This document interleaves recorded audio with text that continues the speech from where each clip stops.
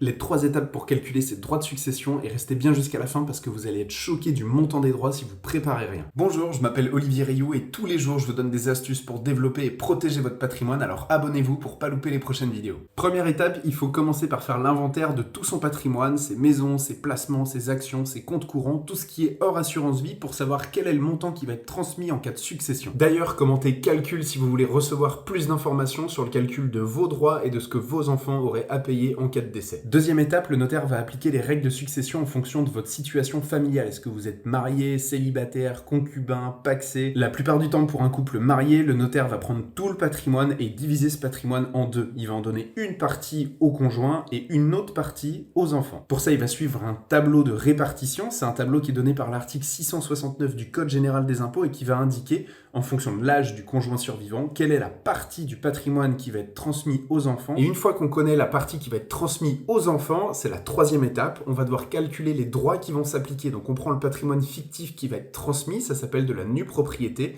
On enlève 100 000 € par parent et par enfant, et ensuite on prend ce montant-là et on applique à peu près 20% de droits à payer. Par exemple, pour un couple marié avec un patrimoine d'environ 1 million d'euros, avec un enfant, eh bien l'enfant au premier décès devra payer environ 50 000 € de droits et il aura 6 mois pour les payer, donc il vaut mieux se préparer. N'hésitez pas à commenter calcul pour connaître vos droits à vous et surtout à vous abonner pour pas manquer les prochaines astuces.